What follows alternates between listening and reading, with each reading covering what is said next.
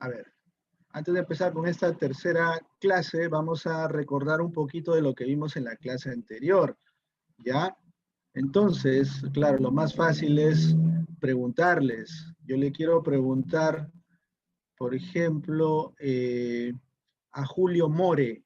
A ver, Julio, ¿estás por ahí, Julio? Sí, profesor. ¿Cómo estás? Julio, a ver, recuérdanos, haznos un resumen así bastante cortito de lo que hemos hecho en la clase anterior. ¿De qué hemos hablado? Bueno, en la clase anterior hablamos sobre los esfuerzos. Habían dos tipos de esfuerzo axial o normal y lo que viene a ser el esfuerzo, también los esfuerzos admisibles que podía soportar una barra. Ujú, También hablamos sobre las unidades que eran importantes al momento de calcular los ejercicios. ujú. Mm, y también hablamos sobre el principio de Saint-Venant Ok, muy con bien, una carga axial centrada. perfecto. Muy bien, buen resumen. Los dos esfuerzos son Y el el esfuerzo esfuerzo, normal y el esfuerzo sí, el cortante. esfuerzo cortante o de sillamiento. Perfecto. Muy bien, muchas gracias, Julio, excelente. Y ahora le quiero preguntar a alguien más, a ver, vamos a elegir a alguien de la lista. Sebastián Jara. Sebastián, Dígame, profesor. ¿qué tal? Buenas. Buenos días. ¿Recuerdas esa inquietud que tuvimos sobre el tema del gigante, ¿no? Si nosotros duplicáramos las proporciones, ¿qué pasaría? ¿Podría sostener su propio peso? Debido a que los huesos están diseñados para mantener esa estatura, mantener el doble de magnitud, que es el doble de esfuerzo, sería complicado. Creo que no. Ya, pero ¿por qué? ¿A qué se debe? ¿En cuánto está aumentando el peso cuando El peso duplicamos las está proporciones? aumentando en 8 veces. ¿Ya? Y el área de apoyo aumenta en 4. Eso origina que el esfuerzo normal que podamos soportar, aumente en 2. Aumente en El dos. doble. Perfecto. Y si decimos que el esfuerzo admisible actualmente es de 1, entonces al aumentar el esfuerzo al doble, definitivamente se rompen los huesos, ¿no? O sea, una persona no podría mantenerse en pie. Muy bien, listo. Creo que con eso podemos considerar un resumen de la clase anterior. Yo solo quiero destacar lo más importante, lo que dejamos pendiente, que tiene que ver con este concepto, ¿no? El concepto de los esfuerzos cortantes. Los esfuerzos normales los hemos tratado de manera bastante detallada. El esfuerzo cortante toma un poco más de tiempo asimilarlo, ¿no? Entenderlo a plenitud. Pero eh, una de las aplicaciones más comunes tiene que ver con las conexiones. Es en las conexiones donde los pernos, que son los elementos vinculantes, ¿no? También pueden ser pines o remaches, están sometidos a este tipo de esfuerzo. La definición del esfuerzo cortante es que actúa de forma paralela a la sección. Ahí tenemos diagramas de cuerpo libre de cómo encontrar ese esfuerzo cortante, ¿no? Básicamente haciendo cortes imaginarios, pero les recuerdo que tenemos dos tipos de conexiones, la conexión simple y la conexión doble. De hecho, podrían haber hasta conexiones múltiples, ¿no? Donde hayan varios pernos, no solamente uno o dos, podrían haber 10 pernos, y donde básicamente al hacer el diagrama de cuerpo libre de cada uno de ellos, vamos a encontrar que hay planos de corte, ¿no? Ahí tenemos un ejemplo en la foto, que lo vimos en la clase anterior, y pues se nota el efecto del corte. Miren lo que hace claramente el esfuerzo tau, ¿no? Lo que hace es cambiar de forma el elemento, ¿no? Este elemento, si ustedes pudieran sacar un elemento diferencial en esta zona, digamos un pequeño cubito, ¿no? Infinitamente pequeño, lo que van a ver es que ese cubito sufre distorsiones, ¿no? O sea, aquí esta cara que inicialmente puede ser un rectángulo se va a convertir en un paralelogramo. Es decir, hay una distorsión asociado a este esfuerzo tau, a este esfuerzo cortante. ¿Ya? Y claramente a nivel global también lo pueden observar en el perno. Sin embargo, los esfuerzos sigma, que son los esfuerzos normales, no producen esa distorsión, más bien producen un cambio de volumen. Si el cubito ¿no? Tiene esta configuración, ¿qué va a pasar? Que seguramente va a crecer en alguna dirección, si es que estoy aplicando un esfuerzo normal, por ejemplo, en este sentido. Aumenta de volumen o disminuye de volumen, pero no cambia de forma, ¿no? Entonces, como que el esfuerzo sigma tiene que ver con cambios de volumen y los esfuerzos tau tienen que ver con cambios de forma. A ese detalle pues vamos a entrar posteriormente en las próximas clases, ¿ya? Bueno, y ahí estaba el análisis de lo que significa una conexión simple, ¿ya? Entonces, recordemos que este detalle puede venir de una armadura, ¿no? ¿Qué armadura? Donde, por ejemplo, en la clase número 1 vimos una armadura de tipo Pratt con una configuración de, digamos, de elementos estructurales, ¿no? De hecho, podríamos pensar en una situación así, ¿no? Una armadura donde tengo así una serie de elementos, digamos, ¿no? Y las conexiones son básicamente empernadas, ¿ya? Y entonces si nosotros miramos alguna conexión donde haya un par de elementos, ¿no? Podría ser una conexión más simple que esta. Tendemos esta conexión simple. Aquí está el elemento A, ¿no? Y aquí está el elemento B, que son dos barras, que para conectarlas entre sí tengo que hacerle un orificio y a través de colocar un perno, y eso es lo que va a generar una conexión. Entonces yo les explicaba que al hacer el diagrama de cuerpo libre de este perno, ¿no? Y pensar un poco en el ensayo de cómo se deforma el perno, ¿no? Miren cómo aquí yo al sacar de la conexión este perno, veo que hay una zona que por aquí se está aplastando, ¿no? Dependiendo obviamente de la dirección de la carga. Si la carga aquí va hacia abajo y la carga aquí va hacia arriba, ¿no? Entonces, al jalar hacia abajo, esta parte es la que se está apretando del perno, ¿no? Entonces, aquí hay una distribución de fuerza, digamos, transversal, y aquí estoy produciendo una deformación. Igualmente, como aquí hay una fuerza que tira hacia arriba, será por este lado que se distribuye esa carga, y miren cómo el perno se deforma en sentido opuesto, ¿no? Entonces, por aquí tenemos las superficies de contacto. De hecho, el concepto de fuerza, ¿no? Intuitivamente nosotros lo entendemos como el contacto entre dos cuerpos, ¿no? En este caso, pues la placa o la barra y el perno. Donde hay contacto, tiene que haber fuerza, ¿ya? Ese es un poco lo que nos da la idea de que aparezcan estas dos fuerzas, miren, F y F'. Entonces, hasta ahí debemos tenerlo clarísimo, ¿ya? Y luego viene el hecho de analizar qué le está pasando internamente al perno, haciéndole un corte entre esas dos fuerzas. Si le hacemos un corte imaginario, ya sabemos, donde hacemos cortes, siempre hay un sentimiento por parte de la estructura, ¿no? Ahí es donde sangra la estructura y algo tiene que aparecer. Entonces, como esta fuerza va hacia la derecha, acá tiene que aparecer una fuerza hacia la izquierda, que es paralelo al plano de corte, y a esta se le llama la fuerza cortante, ¿ya? Entonces, miren, ustedes tienen que ser capaces de replicar estos diagramas de cuerpo libre. De hecho, una fija que ya les puedo más o menos decir en los exámenes, en las tareas, es que ustedes reproduzcan estos DCLs, ¿no? Haga el DCL de un perno en conexión simple, haga el DCL de un perno en conexión doble, ¿no? Y demuestre cuáles son los esfuerzos que actúan en el plano de corte.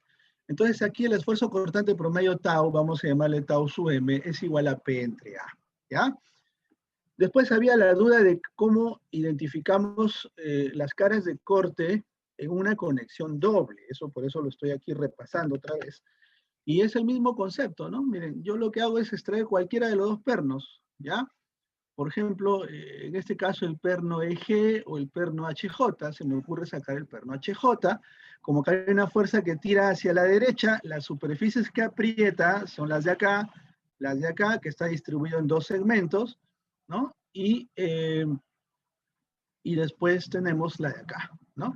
En esas tres superficies de contacto aparecen estas tres fuerzas.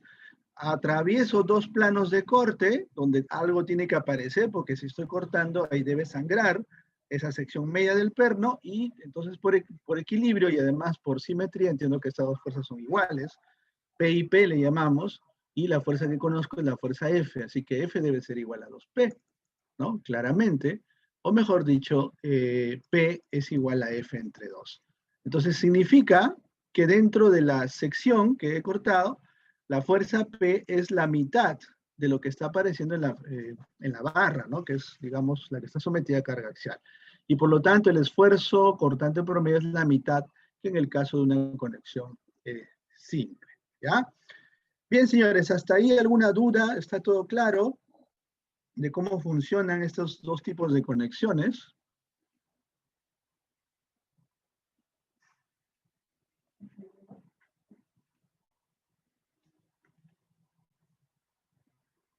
Entonces vamos a empezar con este repaso, ¿ya? La clase 3.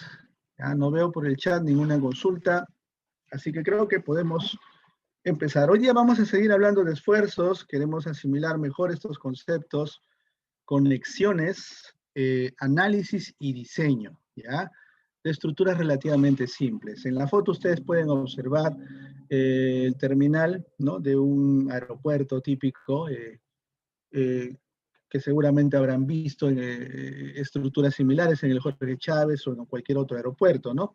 Donde los elementos estructurales que conforman a la edificación están siempre unidos a través de conexiones que pueden ser complejas, ¿no? Miren esta conexión, donde tenemos una situación de pernos inclusive. Miren cuántos elementos concurren ahí. 1, 2, 3, 4, 5 elementos, y se tiene que armar una conexión tridimensional donde hay una serie de remaches y pernos que están sometidos a esta condición de esfuerzo cortante. ¿Sí? Es uno de los tantos ejemplos que podemos ver. Aquí también, ¿no? En la parte inferior, noten que en esta foto voy a primero señalar la zona. También existe ese criterio, ¿no? Miren, una conexión muy compleja donde hay un remache, un pin gigante, ¿no? Que atraviesa el elemento estructural para conectarlo, ¿no? Entonces, un concepto que pueden ver aquí es que si yo hago un corte alrededor de la superficie del perno, noten que la sección transversal puede venir delgadita, pero aquí se ensancha. El ensanche se debe a que como hay una reducción del área debido al hueco, tenemos que compensarlo de alguna manera. Entonces, siempre en las zonas donde hay conexiones, hacemos un pequeño ensanche y básicamente para elementos sometidos a tracción, ¿ya? Bien, entonces nuevamente, a ver, todo esto está en la guía de dictado, no se olviden, y yo quiero enfatizar siempre esto desde las primeras clases, que nosotros tenemos una guía de dictado, ¿ya? La guía de dictado, ¿para qué sirve? Pues es nuestro mapa para saber dónde vamos en el curso y qué actividades debemos realizar. Ahora estamos en la tercera clase y el día de hoy vamos a tratar todos estos temas, ¿no? Estos que estoy aquí desarrollando. Y como siempre, al final, ustedes van a encontrar los ejercicios que hay que resolver para poder afianzar todas estas teorías, ¿sí? Yo les voy a ir preguntando, que si ya, por ejemplo, hasta la clase anterior deben haber revisado y resuelto los ejercicios 1.8 y 1.17. Y sobre todo ver si tienen algunas dudas. Así que el día de hoy deberían ustedes resolver también estos ejercicios, ¿sí? Ejercicios del BJ7, del libro de Billy Johnston. Bien, entonces esto que hemos hablado está en la sección 1.2 y este es otro pequeño resumen, ya, donde hemos dicho que en barras sometidas a carga axial, el esfuerzo normal promedio, que le hemos dado un nombre, es sigma, es la fuerza normal por unidad de área. ¿Dónde se encuentra esto? En bielas, por ejemplo, en elementos de armaduras, ¿correcto? O eventualmente también en caso de marcos, donde se cumple el concepto de que los dos extremos de la barra están articuladas, ¿no? Bueno, hemos asumido que por el principio de Saint-Venant, lejos del punto de aplicación de la carga, la distribución del esfuerzo normal es uniforme, ¿no? Por eso ustedes aquí ven un prisma de esfuerzos donde la altura es la misma para todos los puntos. Y decimos que este esfuerzo promedio es simplemente fuerza entre área, ¿ya? Ahí está, esa es la definición. Se dice además que la barra es segura si el esfuerzo actuante, que lo calculamos como el esfuerzo promedio, es menor o igual que el esfuerzo admisible, que es una propiedad del material, ¿no? El material puede tener una determinada resistencia, le llamamos, ¿no? Que es el esfuerzo admisible, por ejemplo, de 200 megapascales, ¿sí? Entonces, ¿Alguien me puede decir qué cosa es un megapascal? A ver. Antonio Chung. Antonio Chung.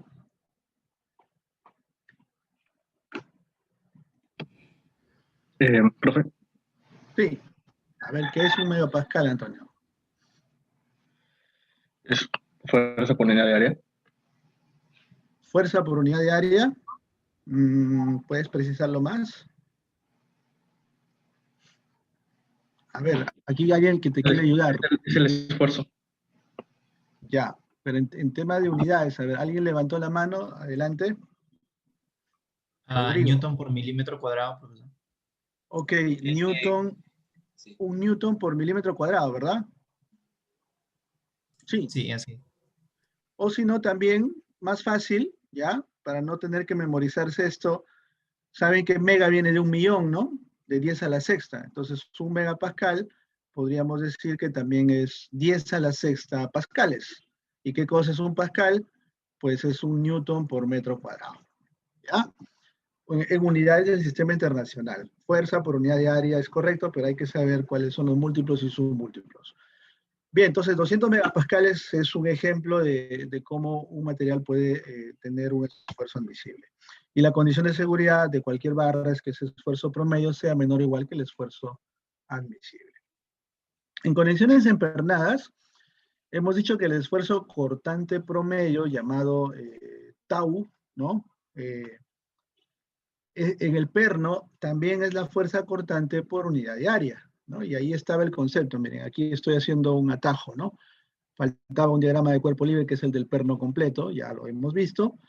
Directamente me voy a la mitad del perno y hago el corte por acá, ¿no? Ahí está el corte imaginario. Entonces, al hacer el corte por acá, aparece esta fuerza interna, la fuerza F, que se transmite por equilibrio hacia esta zona, ¿no? Acá está colocada, ahí está la fuerza F, que en realidad se distribuye en una determinada superficie, ¿no? Tiene que equilibrarse con esta fuerza cortante P, paralela a la sección transversal. Eso se llama corte simple, ¿no? Y el tau promedio entonces es igual a F entre A o P entre A en este caso. Y en pernos que tienen conexión doble o corte doble, ¿no? Hemos visto, miren, directamente si tomo el perno EG o HJ, aquí hago el corte directamente, ¿no? En los dos planos, miren, ¿no? Al hacer el corte en los dos planos, me encuentro que esta fuerza F, que seguro viene de una barra sometida a carga axial, está apretando por este lado, ¿no? Ahí está justamente la fuerza F, y en los dos planos de corte tiene que ser la mitad para que haya equilibrio en cada lado. Bien, entonces la conexión será segura al corte si el esfuerzo actuante, digamos, tau promedio, es menor o igual que el esfuerzo admisible del material. Entonces el material también tiene su esfuerzo tau admisible, que no necesariamente son estos 200 megapascales que yo he puesto para sigma, podrían ser otros valores, ¿no? Podría ser de repente 80 megapascales, ¿ya? Cada material tiene propiedades admisibles distintas, tanto a esfuerzo normal como a esfuerzo cortante. Y la condición de seguridad, nuevamente, ¿no? Será que el tau promedio es menor o igual que el tau admisible, ¿ya? Eso es en resumen, entonces. Bien. Entonces, como tenemos claras estas ideas, quedó pendiente que averiguáramos qué pasaba ahora con las demás interacciones que hay entre los elementos. Porque noten que en una conexión hay muchas cosas, ¿no? Por ejemplo, donde hay contacto hay fuerzas, ¿sí? Y hay que ver si las fuerzas son perpendiculares o paralelas a las secciones y le damos un nombre al esfuerzo que aparece, ¿no? Pero, por ejemplo, en estas zonas, miren, donde hay contacto entre la barra y el perno, aquí hay una fuerza, ¿no? Que está produciendo un aplastamiento sobre el perno. Esa fuerza aparentemente es una fuerza normal porque es perpendicular a una superficie curva, porque el perno sabemos que tiene la forma de un cilindro, ¿no? Entonces hay toda una superficie curva que está sometido a esa componente de esfuerzo, que en este caso es F. Entonces, a esto le vamos a llamar esfuerzos de aplastamiento, ¿sí? Por el principio de acción y reacción, sucede que también, ¿no? La barra A, así como la barra A le aplica un aplastamiento sobre el perno también le aplica el mismo aplastamiento sobre la barra A. pero en sentido contrario. O sea que básicamente donde yo estoy haciendo el orificio, también hay una superficie curva, ¿no? Recuerden, el perno es cilíndrico, pero el hueco que pertenece a la barra tiene una forma curva también. Entonces ahí el perno le está haciendo algo a esa superficie. Por acción y reacción tiene que ser la misma fuerza, pero dividido entre una superficie curva, ¿no? Entonces eso es lo que vamos a llamar esfuerzo de aplastamiento en conexiones, ¿ya? Entonces miren lo que dice por aquí. Las diversas componentes de las conexiones empernadas interactúan entre sí mediante fuerzas de aplastamiento en las superficies de contacto. Entonces ya sabemos que aquí hay una superficie de contacto, acá también hay una superficie. Ahí están, miren, en el diagrama de cuerpo libre. Ya saben que no hay pierdes y en todo momento ustedes analizan las cosas desde el punto de vista del diagrama de cuerpo libre. Ahí le estoy haciendo una vista isométrica y claramente está la acción y reacción que puede haber entre el perno y la superficie de contacto, ¿no? Entonces, ese esfuerzo que se va a producir se conoce como esfuerzo de aplastamiento. Tiene la misma magnitud, pero en sentido contrario, ¿no? Lo que tenemos sobre el perno es esta fuerza F y lo que tenemos sobre la placa de apoyo podría ser la barra A, la barra B, o podría ser también un apoyo, ¿no? Un apoyo articulado, un apoyo móvil. Tenemos un hueco ahí, ¿no? En una suerte de cojinete se le llama, ¿no? A esa plancha que está en el apoyo. Y se produce también un esfuerzo, bueno, una fuerza primero de aplastamiento que se distribuye en una superficie curva y eso se le va a llamar esfuerzo de aplastamiento, ¿ya? Entonces, miren, para simplificarlo, y esto seguramente lo van a entender mejor en la mecánica de fluidos. ¿Por qué me refiero a la mecánica de fluidos? Porque lo que estamos haciendo es, pues, colocar aquí una fuerza, ¿no? Aquí está la fuerza P que se distribuye en una superficie curva, y así como la presión de los fluidos actúan perpendicularmente a la superficie que puede ser curva, una manera equivalente de representar esa presión es con una proyección. En vez de yo utilizar esta superficie semicilíndrica, coloco una proyección rectangular, miren, que aquí es más fácil de calcular, ¿no? Entonces, esa fuerza P se divide entre esta área rectangular, que tiene el espesor T, que es el espesor de este elemento, y el ancho D, que viene a ser el diámetro del perno, porque el diámetro del perno corresponde al diámetro del orificio. Vamos a suponer que hay un ajuste perfecto, ¿no? Entonces, esta va a ser el área en el cual se distribuye todo este esfuerzo, la proyección que hay de esa superficie semicilíndrica. Entonces, T por D, un área rectangular así de fácil, ¿ya? Y a esto lo vamos a definir como el esfuerzo promedio de aplastamiento. De hecho, en inglés se pone B, porque B viene de bearing, ¿no? Que significa esfuerzo de aplastamiento, esfuerzo de apoyo. Y lo vamos a definir simplemente como P entre A, como P entre T por D, porque el área es una proyección rectangular, ¿ya? De una superficie que puede ser cilíndrica. De hecho, lo voy a hacer un poquito más grande, miren, para que se entienda mejor. Este es el hueco, ¿no? Que estamos considerando. Algo así, ¿ya? Y lo que está pasando es lo siguiente, que aquí yo tengo esfuerzos que están actuando así, ¿no? Perpendicular al plano en el que actúan, ¿no? Entonces, debido a que esa orientación va cambiando, se representa de manera equivalente sobre esta proyección, ¿no? Entonces, esa proyección rectangular, yo digo que ahí está actuando de manera uniforme ese prisma de esfuerzos de aplastamiento. En realidad se genera en toda esta superficie curva, pero de forma equivalente usamos un área rectangular, ¿ya? Bien, entonces otra vez la conexión se dice que es segura ante el aplastamiento si el esfuerzo actuante sigma sub B, B de aplastamiento en inglés, es menor que el esfuerzo admisible del material, sigma sub B admisible. Entonces miren, ya agrupamos tres condiciones para que mi estructura no colapse, como fue el caso del Hotel Regency que les mostré, donde cayeron pues unas pasarelas peatonales porque se habían hecho mal las conexiones, o sea, no se respetó el diseño que estaba escrito en los planos, murieron más de 100 personas, ¿no? Entonces, Se hizo bien el diseño como nosotros podríamos hacerlo en el papel, pero no se construyó bien, se cambió en el campo, ¿no? Y bueno, eso causó lamentablemente una tragedia. Bien, entonces ahí está la condición de seguridad ante el aplastamiento de la conexión, que es que sigma sub b sea menor o igual que el sigma sub b admisible. Entonces, miren, ya que tenemos estos conceptos claros, esfuerzo cortante, esfuerzo normal o esfuerzo axial y esfuerzo de aplastamiento, ¿qué significa hacer el análisis y diseño? ¿No? El análisis de una estructura es el estudio de su comportamiento mecánico cuando está sometido a acciones externas. Regresamos al ejercicio inicial. ¿Se acuerdan del balcón del pabellón de arquitectura? Donde tenemos un tirante, ¿no? Tenemos una viga horizontal y una carga en el extremo que puede representar el peso de las personas que caminan por ahí, si alguien está haciendo algún trabajo, ¿no?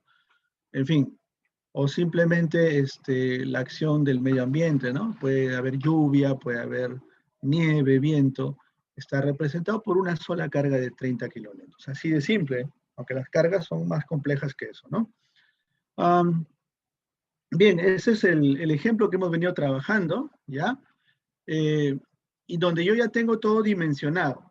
El diámetro del tirante, ¿no? Es de 20 milímetros. Ya sabemos que este tirante estaba sometido a tracción, ¿no? Inclusive ya le hemos calculado la fuerza axial, ¿se acuerdan? La fuerza axial en este tirante BC fue de más 50 kilonewtons, ¿no? Lo hicimos por nudos, por equilibrio. Y en esta, vamos a llamarle elemento horizontal. Normalmente a los elementos horizontales se les llama vigas. La fuerza axial en el elemento AB era de menos 40 kilonewton, ¿no? Lo habíamos calculado como una fuerza en compresión. El análisis consiste en que yo averigüe cuál es el comportamiento de estos elementos, de todos, o sea, la barra y las conexiones, ¿no? ¿Y qué significa comportamiento? Comportamiento es equivalente a que yo averigüe sus esfuerzos y deformaciones. Bueno, por ahora ya sabemos calcular esfuerzos. ¿Y con qué intención? De ver si son menores que los admisibles. O sea, de ver si la estructura es segura. Eso es el proceso que llamamos análisis. Luego se convierte en análisis estructural, un análisis sísmico, un análisis más exhaustivo, pero eso significa analizar, ¿ya? Entonces, a ver, nos interesa saber si la estructura es segura, ¿ya? Yo le pregunto, atentos por favor, a Kevin Avelino. ¿Cómo hago para saber si la estructura es segura? Bueno, se necesita comparar la deformación de la barra y compararla respecto a la deformación admisible que brinda el problema en este caso. Ya, deformaciones, pero deformaciones todavía no hemos estudiado, Kevin. Vamos a hacerlo luego, ¿ya? Pero por ahora, deformaciones no sabemos todavía calcularlos. ¿Qué podríamos usar en su lugar? Bueno, primero el cálculo de los esfuerzos, ¿no? Las reacciones y con ello ya el esfuerzo en la barra. Perfecto, esfuerzos, ¿ya? Por ahora entonces vamos a mirar solo esfuerzos, ¿ya? Pero tienes razón, deformaciones también hay que mirarlas, pero es algo que posteriormente lo vamos a calcular, ¿ya? Bien, entonces eso es lo que hay que hacer. Primero, dibujar los diagramas de cuerpo libre de la estructura y sus partes para resolver la estática del problema, es decir, calcular las reacciones y las fuerzas internas en todas las secciones de todos los elementos. Hay que mirar todos, no solo barras, también conexiones y apoyos. Y claro, por aquí me están escribiendo por el chat, efectivamente, ver que los esfuerzos promedios, ¿no? Sean menores o iguales que los admisibles. Bueno, recapitulo entonces lo que habíamos calculado ya en la barra inclinada, 50 kilonewtons en tracción, en la barra horizontal, 40 kilonewtons en compresión. Luego de eso, estimamos los esfuerzos actuantes en todos los puntos de la estructura y los comparamos con los esfuerzos admisibles correspondientes del material. Y luego de hacer todos esos cálculos, decimos que la estructura será segura si todos los esfuerzos actuantes son menores que los esfuerzos admisibles. Todo eso es el proceso de análisis, ¿ya? Hay que entender una cosa, es una primera etapa en realidad, y así se diseñan edificios, ¿no? Cuando alguien va a hacer un edificio de 5 pisos, de 10 pisos, tiene que primero bosquejar un modelo, una estructuración, y hacer un análisis, ¿no? De ver qué esfuerzos están actuando en cada elemento estructural, ¿no? Entonces, el análisis de una estructura consiste, pues, en calcular los esfuerzos actuantes en todas las secciones críticas y comparar con los esfuerzos admisibles del material. Entonces, tengo que separar todos los elementos estructurales, ¿no? Para eso debo recurrir a los planos y ver las dimensiones, ¿no? Entonces, por ejemplo, en este balcón que estamos analizando, ya puedo ver claramente todas las dimensiones, ¿no? Por ejemplo, el tirante.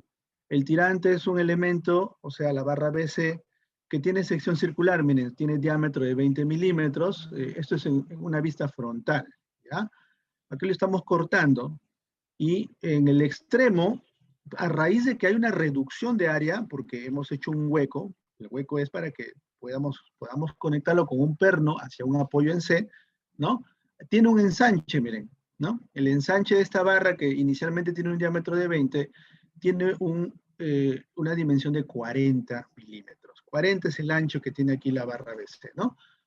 Obviamente visto desde la parte superior, esta es una vista, digamos, superior, top view, ¿no? Vemos el detalle de la conexión, ¿no? Bueno, la barra sigue siendo de 20 milímetros de diámetro, pero aquí esta conexión, visto desde arriba, miren cómo tiene un plano de corte. Ahí está claramente el plano, ¿no?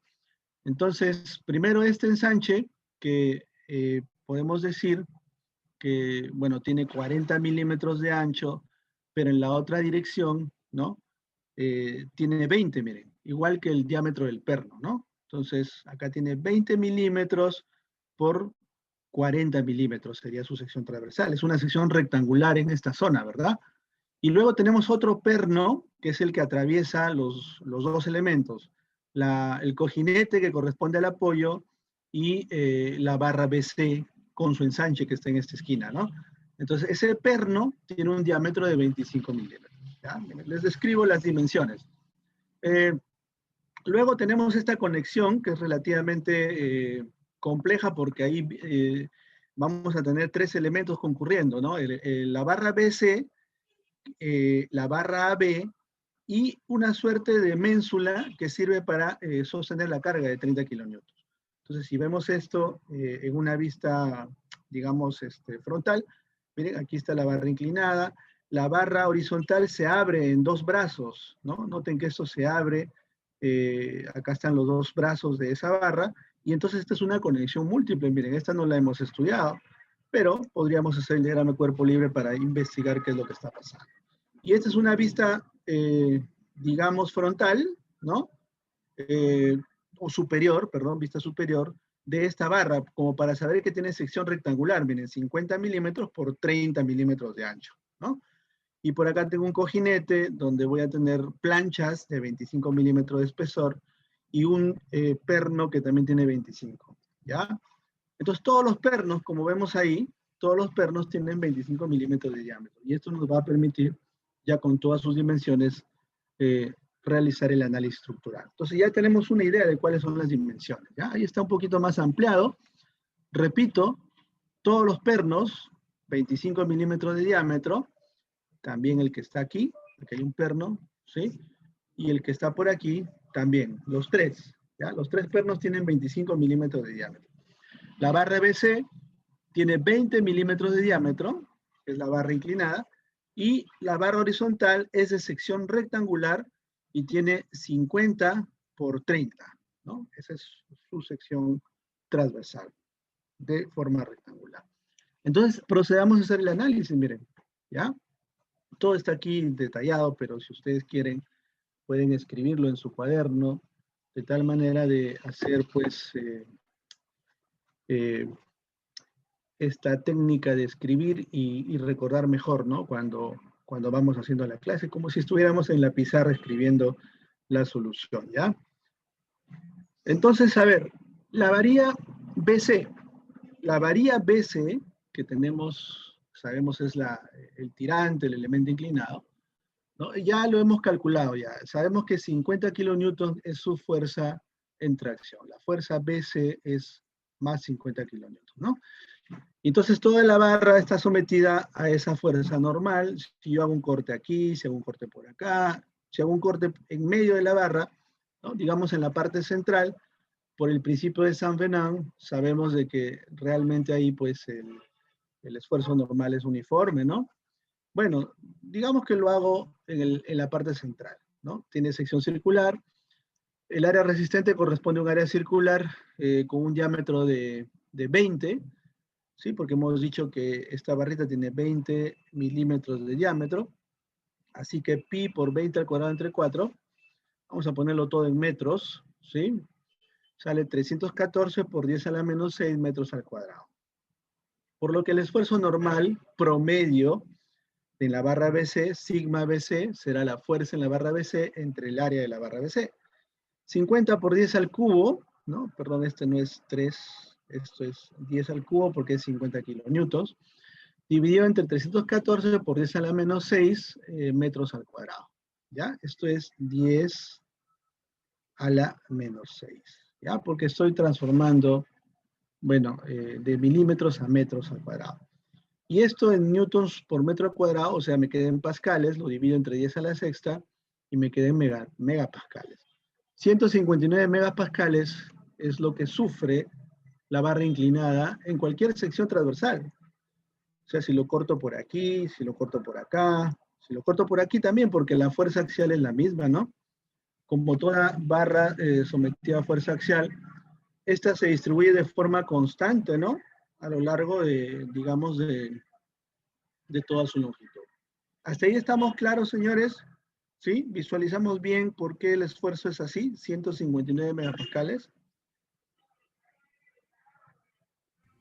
Profe, disculpe, ¿por qué se le llamaba esfuerzo normal promedio?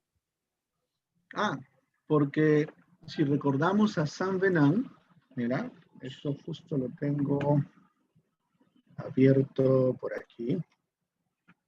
No, por aquí estaba, acá está. Porque en realidad, pues, si yo le hago un corte por aquí cercano al punto de aplicación de las cargas, los esfuerzos no son uniformes. Mira, son más o menos así, como los ves acá, ¿no? O sea, no son constantes.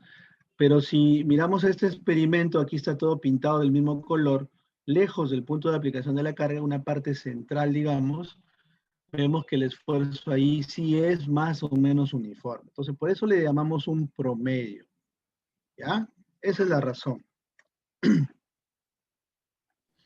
Entonces, ok. justo eso es lo que O hemos sea, calculado. o sea, el corte ¿Listo? sería más o menos en el medio, ¿verdad? El corte sería más o menos en el medio. ¿Ya? Por eso decimos en la parte central de la barra. Bien, entonces 159 megapascales en tracción es lo que sufre la barra BC, ¿ya? Podríamos mirar qué pasa en su extremo. ¿Qué es lo que tenemos en su extremo? Bueno, claramente lo que llamamos una conexión simple, ¿ya? ¿Por qué se llama una conexión simple? Según la teoría que hemos visto, es porque tiene un solo plano de corte, miren. ¿Quién tiene un solo plano de corte? El perno, ¿no? El perno que está ahí trabajando tiene una sola superficie de cizallamiento, ¿no? Cuando tiene dos superficies, le llamamos una conexión doble, ¿no? Si tiene varias superficies, se llamará una conexión múltiple. Entonces, miren lo que está pasando en el extremo C. El extremo C de la misma barra cambió de ser una sección circular a ser una sección rectangular. Tiene una forma rectangular, pero tiene un agujero para que por ahí pase el conector en C, ¿no? Lo que llamamos el perno. Entonces, esta fuerza axial que yo ya la tenía de 50 kilonewtons, ahora ya no se distribuye en una sección circular, sino en una sección rectangular, que además se ve reducida por el diámetro del perno, ¿no? Por esta distancia de. Entonces sería bueno estimar qué está pasando en ese extremo, ¿ya? O sea, de la barra BC. ¿Por qué? Porque ahí tenemos un hueco y está sometido a tracción. Y además el área en el que está actuando es menor, miren, ¿no? Acá teníamos un área mayor, acá tenemos un área reducida debido al hueco. Entonces, ¿cuánto es el área resistente? Es muy fácil de calcular. El área del elemento BC en el extremo sería el área de todo el rectángulo menos el área del rectangular que deja este hueco, ¿no? O sea, básicamente, de los 40 milímetros que yo tengo acá, ¿no? Le tengo que restar el diámetro del perno. ¿sí? Entonces 40 menos 25 multiplicado por su espesor, vemos que este elemento tiene un espesor de 20, entonces 40 menos 25 por 20, 300 por esa a la menos 6 metros al cuadrado. Esto vendría a ser el área resistente en el extremo de la barra BC. Así que, ¿cuánto es el esfuerzo normal promedio en el extremo de la barra BC? La misma fuerza axial, que era de 50 kilonewtons, pero distribuido en un área menor, que ahora es 300 por esa a la menos 6, ¿no? Bueno, cambio todo a newtons, cambio todo a metro al cuadrado, divido entre 10 a la sexta y me va a quedar en megapascales. Entonces sufre un poco más la barra en su extremo, ¿no? En el centro, ¿cuánto nos salió? 159 megapascales, ¿no? Que de hecho está por aquí. Pero en el extremo, por tener un hueco, ¿no? El esfuerzo es mayor, 167 megapascales.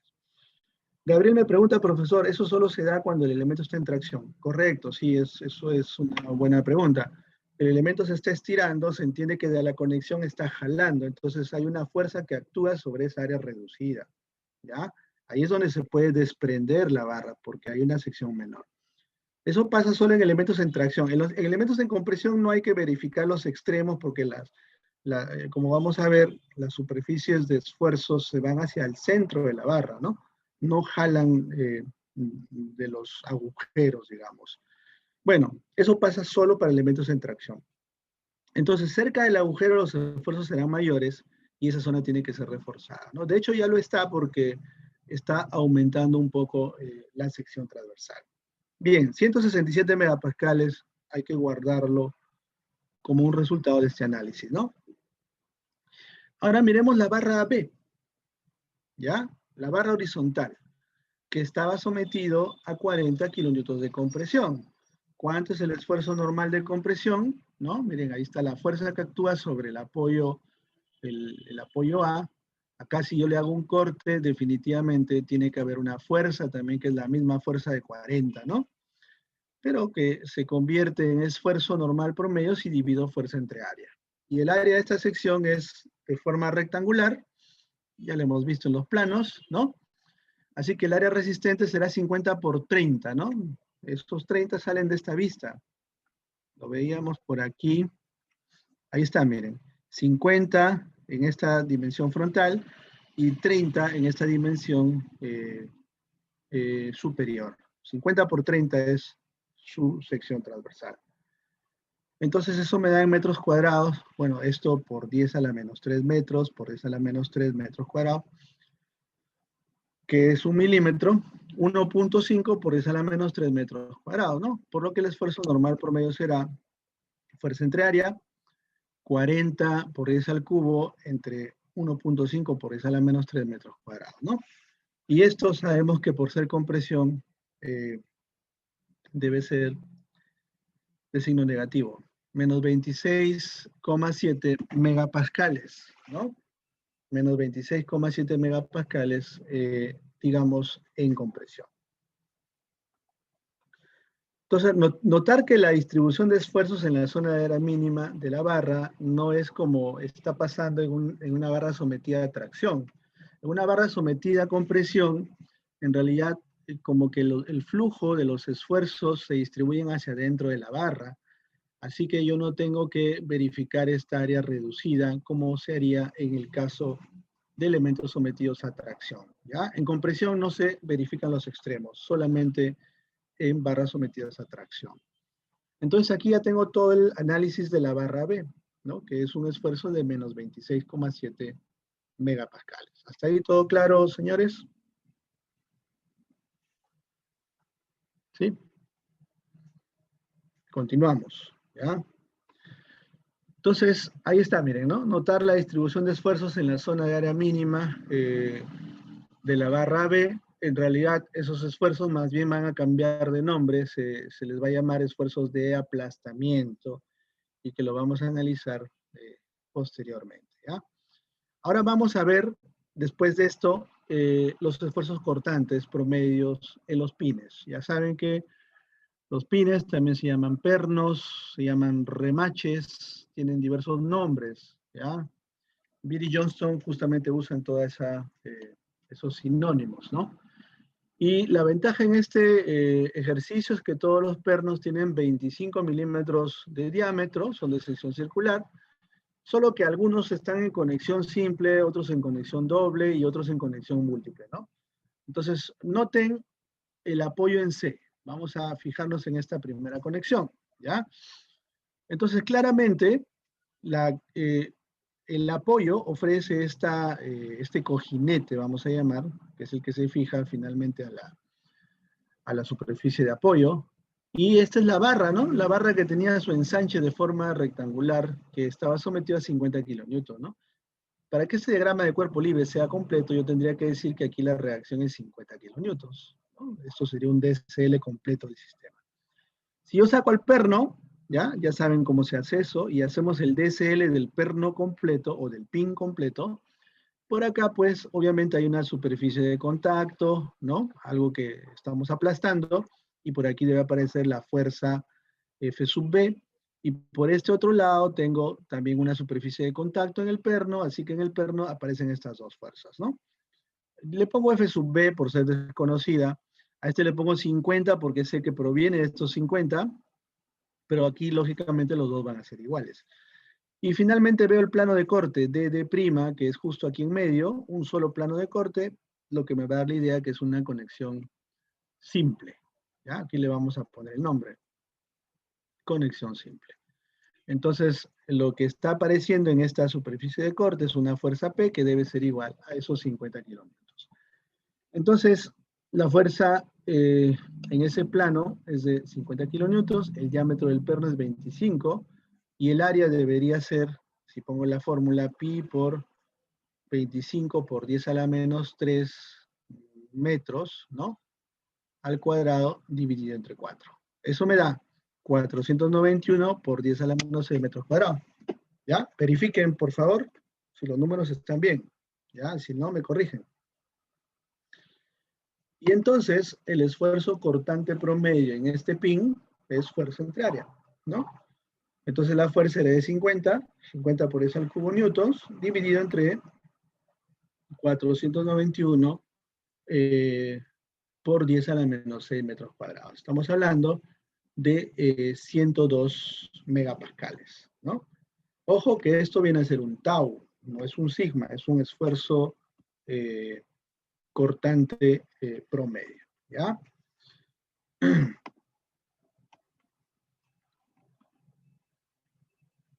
Permítanme aquí. Ya.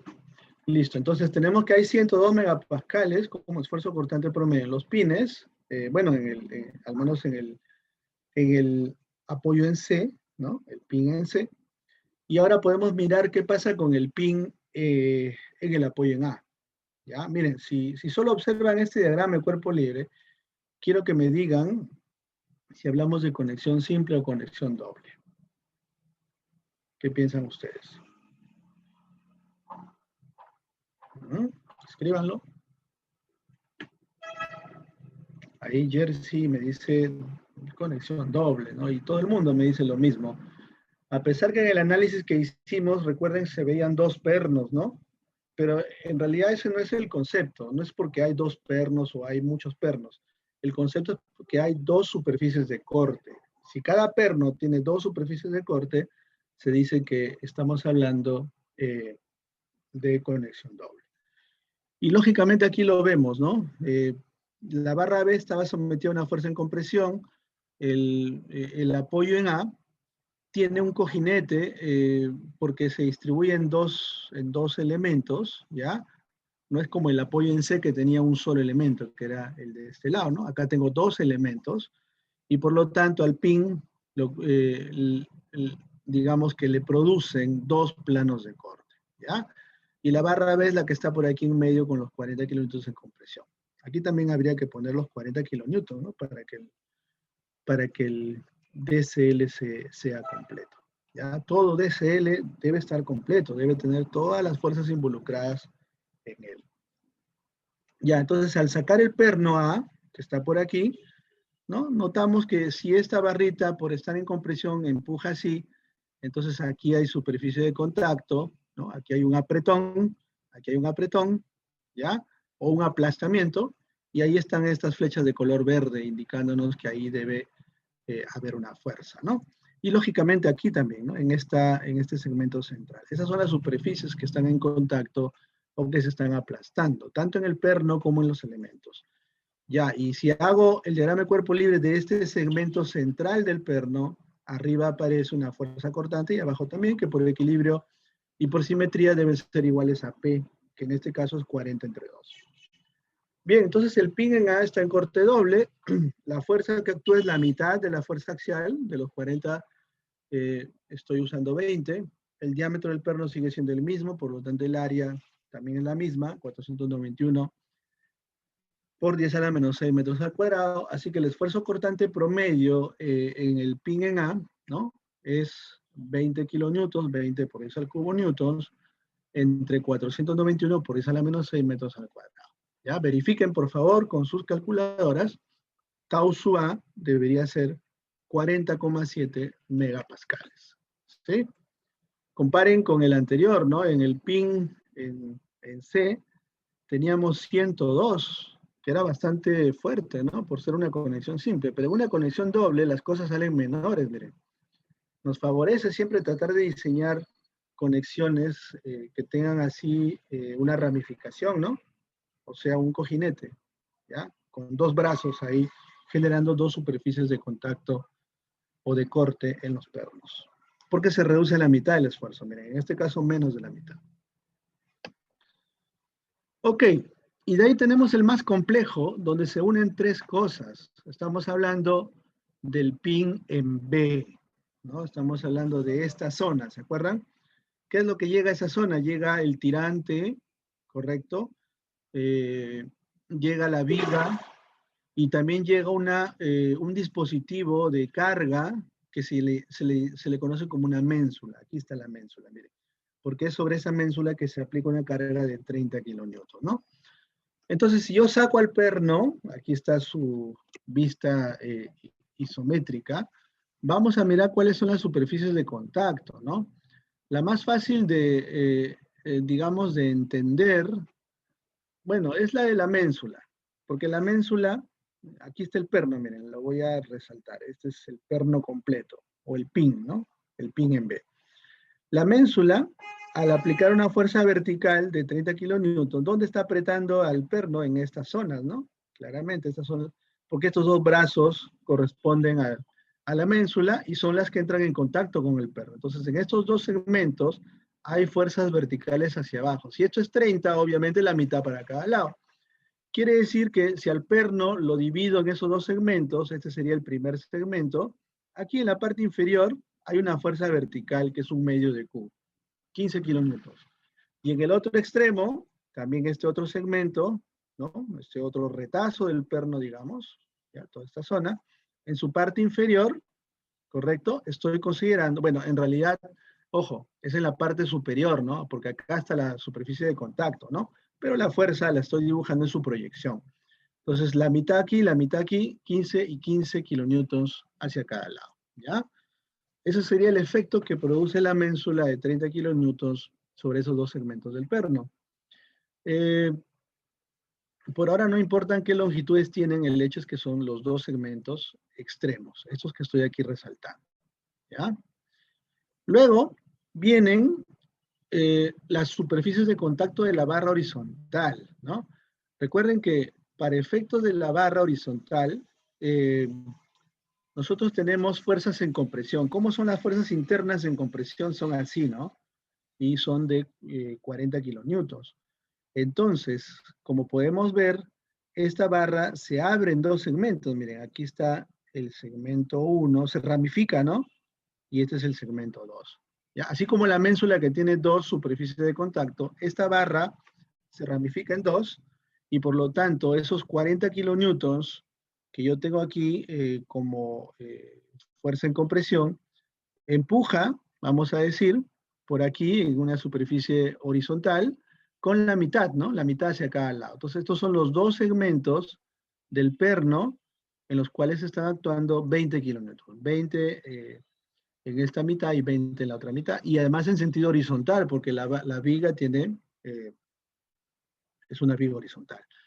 Y finalmente el elemento del tirante que está en dirección inclinada, miren, solamente tiene una superficie de contacto que viene a ser esta superficie, y además la orientación de esa fuerza es, digamos, en tracción, ¿no? Va jalando hacia arriba, ya, eso es una fuerza interna de tracción y que equivale a 50 kilonewtons. Entonces, en este último segmento, que es el de la parte central, hay una fuerza inclinada que tiene 50 kilonewtons, ¿ya? Entonces, noten cómo el perno tiene todo este diagrama de cuerpo libre, ¿no? Ahí están todas las fuerzas que actúan sobre él. Entonces, hay diversos planos de corte, habrá que evaluar cuál es el más crítico, ¿no? En resumen, el pin B está sometido a dos fuerzas horizontales de 20 kilonewtons, cada una debidas a la barra B, dos fuerzas verticales de 15 kilonewtons debido a la ménsula que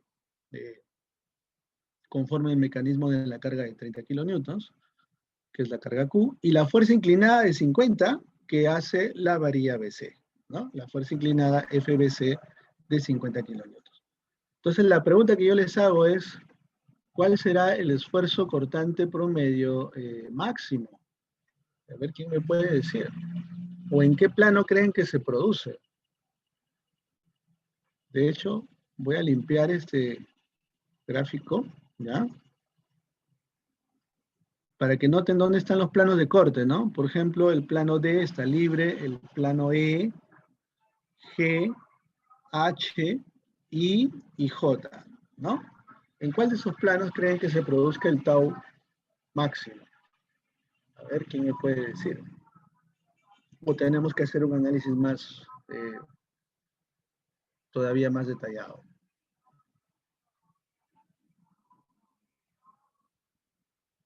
¿Mm?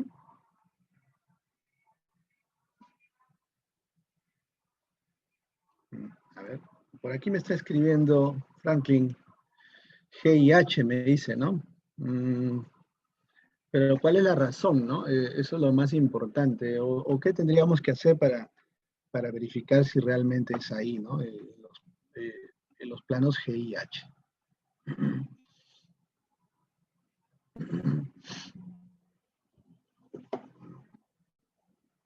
Donde hay mayor fuerza, esa es una buena respuesta, efectivamente, Jersey. Donde está el eje de la fuerza de la ménsula. Ya parece que sí, ¿no? Pero yo creo que debemos hacer todavía más diagramas de cuerpo libres, ¿no? Para ver qué está pasando en esos planos de corte. No es tan fácil, no lo pueden determinar visualmente porque depende de la magnitud de las fuerzas, ¿ya? Entonces vamos a seguir haciendo diagramas y a ver qué sucede. Ahí está. Entonces, en resumen, lo estoy poniendo más grande, todas las fuerzas que actúan sobre este pin en B, que son un montón, repito, de la ménsula, 15 kilonewtons en cada extremo, que son fuerzas verticales, de la viga, dos fuerzas horizontales, 20 y 20, y del tirante en dirección inclinada, 50 kilómetros, ¿ya? Entonces, lo primero que puedo pensar es que el esfuerzo cortante máximo esté aquí, digamos, en el plano E, ¿ya? Para yo saber qué está pasando en el plano E, tendría que hacer el diagrama de cuerpo libre de este segmento chiquito. Es decir, hacer un corte imaginario y por ahí en este, digamos, en este plano E, colocarle una fuerza desconocida P sub E, ¿no? Obviamente del lado izquierdo yo ya sé que tengo una fuerza de 15. No se confundan, esta fuerza no está en este lado, está de aquí hacia la derecha.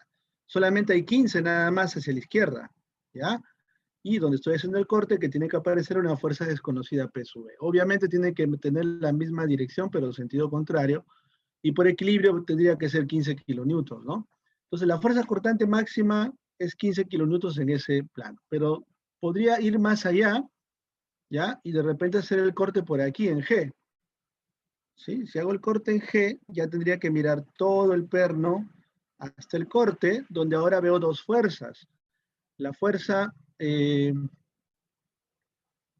la fuerza horizontal, que es esta de aquí, ¿no? Que está actuando en esta segunda mitad, de aquí para allá, que es de 20 kilonewtons, y la fuerza vertical que está actuando en esta primera mitad, que es de 15 kilonewtons.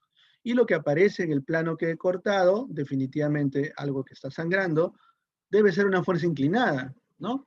¿Por qué? Bueno, en realidad le llamo P sub G porque es el plano G, pero tendríamos que encontrarlo como la resultante de estas dos fuerzas, ¿no? Habría que resolver el equilibrio por ahí. Bien, alguien me dirá, profesor, ¿y por qué no sigue haciendo más cortes? Podría ser el corte en H, podría ser el corte en I, ¿no? Pero ya no tiene sentido porque es simétrico. Miren, si yo hago el corte en I y miro el lado de la derecha, definitivamente al tener 15, acá tiene que aparecer 15. Es lo mismo. Hay simetría. Y si hago el H y tomo ahora todo lo de la derecha, me va a aparecer lo mismo que he hecho de D hacia G. ¿Ya? Entonces me bastan estos dos diagramas de análisis. Y analicemos cada uno de ellos. Entonces en el primero, la fuerza cortante máxima en el PIN B, si decimos que ocurre, bueno, aquí ya de frente me voy a este de aquí porque noto que claramente la fuerza aquí es mayor, ¿no? Porque hay una resultante entre 15 y 20, y en cambio aquí solamente era de 15, P sub B es de 15. Entonces la fuerza cortante máxima ocurre en el plano G, ¿ya?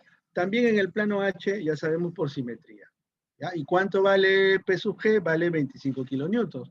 ¿De dónde sale eso? Muy fácil, miren, si hago una vista frontal, ¿ya? Tengo que hay 20 kilonewtons actuando en dirección horizontal y hay 15 kilonewtons actuando en dirección vertical. La resultante de esto, ¿cuánto es? ¿No? Pues es 25. Si yo hago el cálculo de esta resultante, es como si actuara 25, porque es un triángulo 3, 4, 5. Entonces significa que el P sub G, que hace el equilibrio por aquí, tiene que ser 25 kilonewtons. La fuerza cortante que actúa en este plano es de 25 por equilibrio. Así que ya está resuelto. Entonces el esfuerzo cortante máximo en el PIN B es esa fuerza P sub G entre el área. 25 por 10 al cubo newtons y el área de la sección transversal, que es 491 por 10 a la menos 6 metros al cuadrado, ¿no? Y entonces el tau sub G es de 50,9 megapascales. Adelante, Luis, con tu consulta. Profe, ¿y no se analiza la fuerza de 50 kilonewtons? No, porque participaría en otro diagrama de cuerpo libre. O sea, hasta G, si yo estoy mirando lo de la izquierda, solo hay dos fuerzas, ¿no? Eso está claro. Si tú quieres incluir la de 50 kilonewtons, es lógico que te hagas esa pregunta, pero mira lo que está pasando. Tú puedes decir, profesor, ¿qué pasa si usted corta aquí en H, ¿ya? Y mira lo del lado izquierdo. Ahí participa la de 50, ¿no? Participa la de 15, 20 y 50. Pero es más fácil si miro el lado derecho. Entonces, si miro el lado derecho, solo participa el de 20 y el de 15. Y cualquiera de los dos diagramas me va a dar la misma fuerza cortante en este plano. Cierto, es lo mismo. Porque se supone que está en equilibrio. Ujú. Entonces es cuestión de estrategia. Uno hace un corte y mira el lado que tenga menos fuerzas. Y ese hay que analizarlo. ¿Ya? Si tú usas el de la izquierda, vas a obtener los mismos resultados. Gracias, profe. Bien. ¿Alguna otra pregunta sobre este ejercicio, chicos?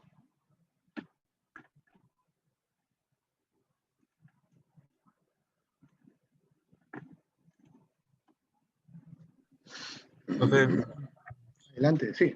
yo tengo una duda, pero no de esta parte, sino que cuando vi el gráfico anterior, o sea, a la hora de ver la barra BC y AB, me confundí cuando hizo lo de las fuerzas cortantes, Ujú. cuando actuaban en el pin. Entonces, cuando era doble y cuando era simple, o sea, ya la vi, ya la tenía claro, pero a la hora de ver la gráfica me confundí un poco más por qué en A era doble y por qué en C era simple. Ya, Porque ok. veo más o menos el mismo gráfico y me volví a confundir. O sea, no cómo lo resolvió, sino el por qué era simple y el por qué era compuesto. Ajá, De justo cuando vi acuerdo. esa gráfica me confundí. La general, la Ya, general. vamos a la general. A ver, vamos a... Ya, aquí creo que se ve todo. Sí. Ajá, Aquí se ve, por ejemplo, en el pin en C, que hay un solo plano de corte, miren. Ya, porque este apoyo jala hacia allá y esta barra jala en este sentido contrario. Entonces, entre esas dos fuerzas hay un solo plano. Entonces, ahí claramente tú puedes darte cuenta que es una conexión simple, mirando este detalle. En cambio, aquí, como puedes ver, un ratito, por favor.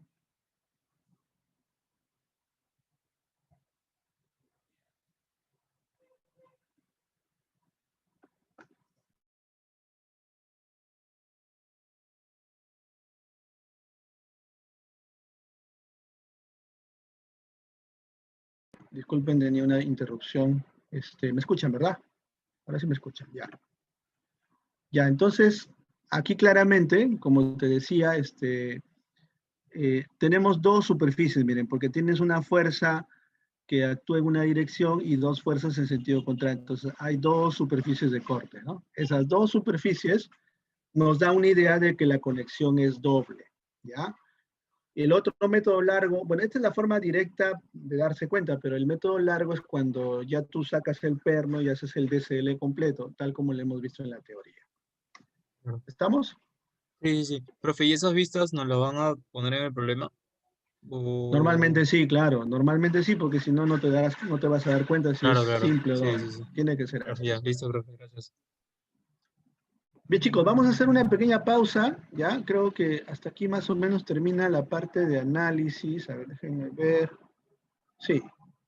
Y de ahí vienen los de aplastamiento, ¿ya? Pero vamos a hacer una pequeña pausa de unos 5 minutos y luego vamos a continuar con la clase. ¿Ya, chicos? Una pequeña pausa. Voy a pausar el video. Ya. Estábamos viendo esto, entonces. Ya está. Y descubrimos que en esa conexión donde hay varias superficies de corte, pues sucede que bastaría analizar todos los planos de corte y ver dónde se produce el esfuerzo cortante máximo, ¿no? Simplemente ese sería el criterio. Y a veces tenemos fuerzas paralelas al plano, pero que pueden tener una inclinación en otro plano, ¿no? Como es el caso que hemos tenido que hacer Pitágoras para sacar la fuerza resultante.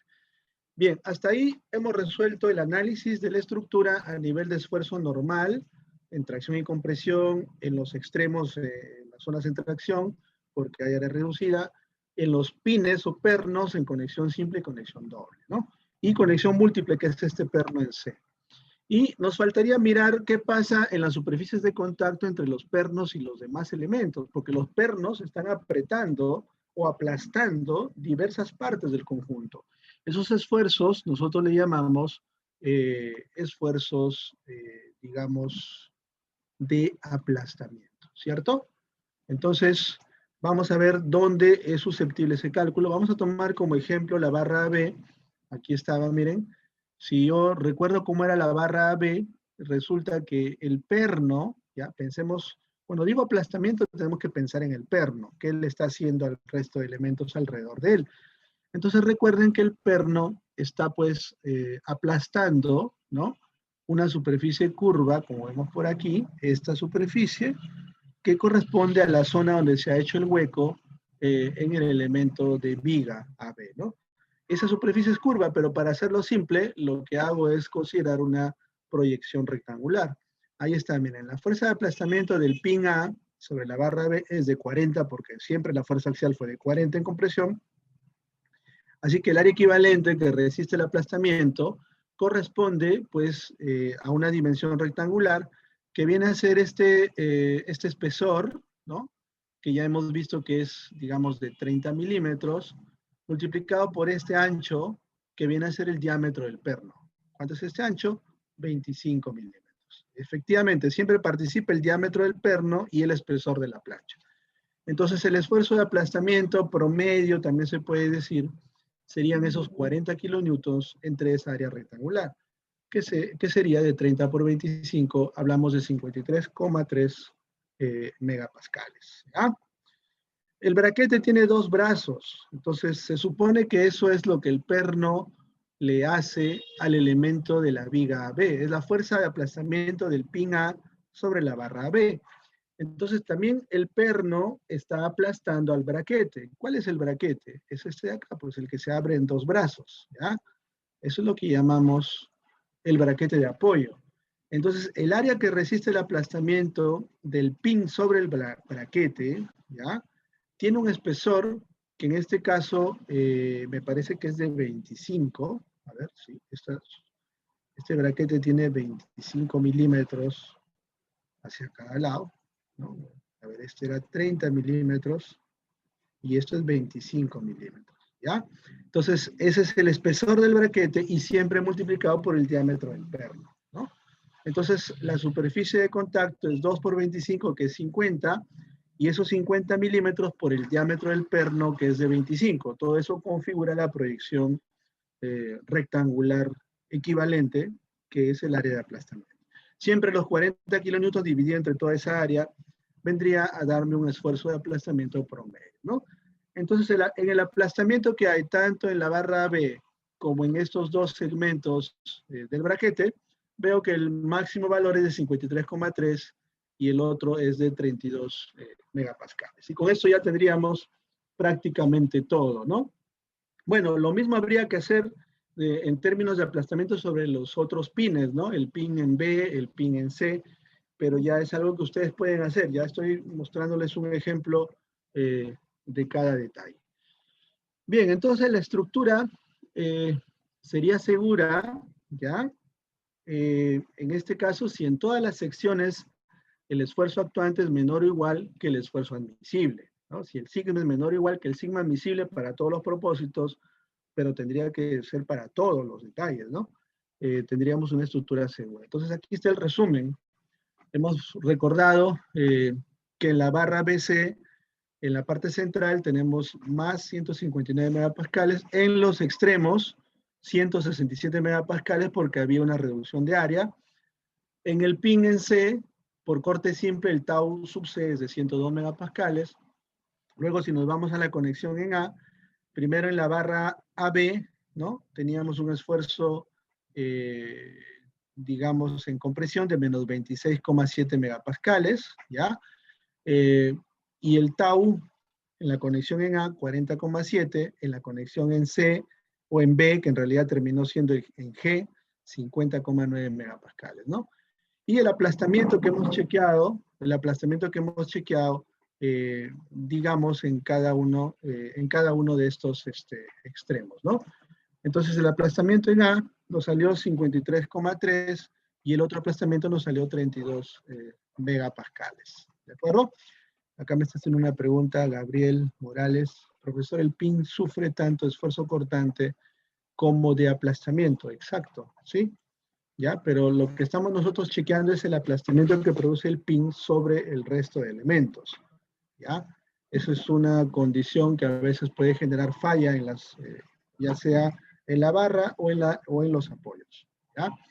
Adicionalmente, miren, la compresión es un tema que hay que estudiar con detenimiento. Cuando lleven Resis 2, hay una teoría que es importante que también deben revisar.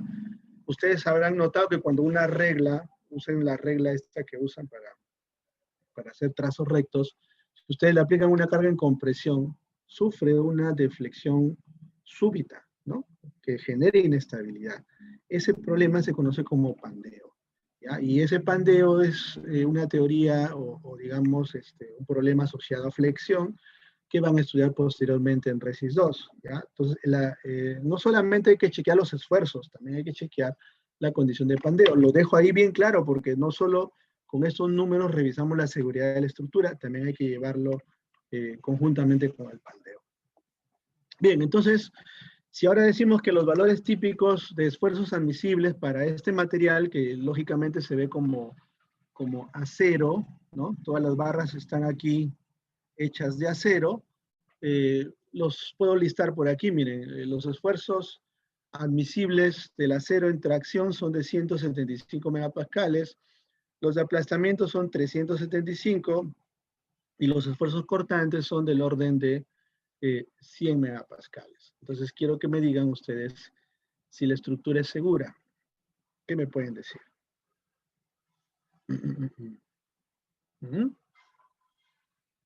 Mirando solo esos admisibles, ¿se cumple esta inecuación o no?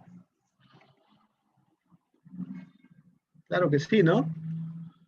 El esfuerzo en tracción admisible 175 y aquí tengo casi en el límite 159 y en el extremo me salió 167. Igual siguen siendo menores, ¿no? Que 175. Entonces estamos ok a nivel de esfuerzos en tracción. Bueno, si la resistencia en compresión fuera la misma, también aquí estoy sobrado, ¿no? Menos 26,7 es, digamos, bastante pequeño, ¿no? Y en cuanto al aplastamiento, tengo una resistencia bien alta, 375, y por aquí hay un aplastamiento de 53,3 y 32, ¿no? O sea que no pasa nada, estamos recontra lejos del admisible. También se cumple la inecuación de arriba. Y respecto a los taus que se producen en todos los pines, a ver, tengo en C 102, en A 40,7 y en G 50,9. ¿Dónde estoy con problemitas ligeros? Es aquí, ¿no? En la conexión en C. 102 megapascales, que está muy pegadito a esos 100 megapascales. Bueno, algunos podrían decir, es aceptable porque apenas se supera, pero en teoría no está estableciéndose la inecuación que tengo ahí arriba, ¿no? ¿Qué deberíamos hacer? Solución, por ejemplo, aumentar el diámetro del perno, convertir esa conexión en una conexión doble, en fin, mejorar solamente ese detalle porque es el único que está fallando, ¿ya? Bien, este ejercicio de introducción nos lleva después a resolver cualquier tipo de problemas si aplicamos los mismos principios, ¿ya? Entonces vamos a hacer otro para completar las ideas de esta clase, miren. Ahí tenemos el ejemplo 1.1 que está en el libro, que es un colgador. A veces les voy a poner siempre en la medida de lo posible, digamos, el enunciado en inglés, porque el texto que yo tengo está originalmente en inglés, y así nos vamos familiarizando también con algunas palabritas técnicas, ¿ya? En inglés. Entonces ahí miren, dice el colgador mostrado, en el colgador mostrado, la porción superior del vínculo ABC, ¿cuál es el vínculo ABC? ABC se refiere a esta parte de acá, ¿no? Su parte superior tiene un espesor de 3 octavos, ¿no? O sea, esta planchita, 3 octavos de pulgada, miren, estamos con unidades americanas, ¿no? Y la porción inferior, veo que se divide en 2 segmentos. Los espesores son de 1/4 de pulgada cada uno, ¿no? Hay una resina de epóxico que se usa para pegar la parte superior con la parte inferior en el punto B, miren. Entonces aquí como que va a haber también un esfuerzo cortante, ¿no? Miren, aquí no hay un pin, pero hay un pegamento que se llama resina de epóxico. Lo vamos a pegar para que todo sea monolítico. Luego me dice que el pin en A, aquí miren, claramente esta es conexión simple, es de 3 octavos de diámetro de pulgada, mientras que el pin en C, que está en conexión doble, porque vean que hay 2 superficies de corte, es de 1/4 de diámetro, ¿ya? Determine, primero, el esfuerzo cortante en el pin A. Este es un problema de análisis, ¿ya? Seguimos haciendo problemas de análisis, problemas de diseño vamos a hacer luego. Determine el esfuerzo cortante en el pin C, determine el máximo esfuerzo normal en el vínculo ABC, ¿correcto? Seguramente en la zona donde tengo menor área se producirá. Y el esfuerzo cortante promedio en la superficie pegada, ¿no? Que estamos hablando aquí en el punto B. Y finalmente, el esfuerzo de aplastamiento en el vínculo C. Nos piden algunas cosas, pero antes de calcular todas estas cosas, necesitamos, obviamente, hacer el equilibrio, ¿no? Si no hacemos el equilibrio, tendríamos entonces dificultades, ¿ya? Bien, entonces, a ver, déjenme revisar el proceso. Vamos a hacerlo lentamente, ¿ya? Pero antes que usted vea la solución, quiero que alguien me diga por dónde empezamos. Le pregunto a Cris Maldonado.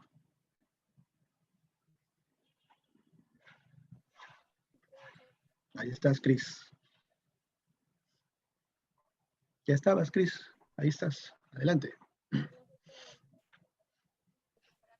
¿Por dónde empezamos, Cris? No te escucho. Creo que el micrófono...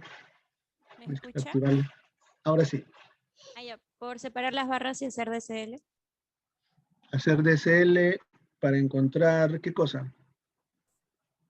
Me está preguntando por los análisis, ¿cierto? Claro, ¿por dónde empezamos para calcular todas las cosas que nos piden, ¿no? Hacer el DCL, pero, por ejemplo, ¿qué DCL sería útil aquí? El de la barra ABC. No, El es de la barra ABC. AB y la para hallar los esfuerzos. Ya, y si hago el equilibrio total de toda la estructura, ¿qué podríamos calcular?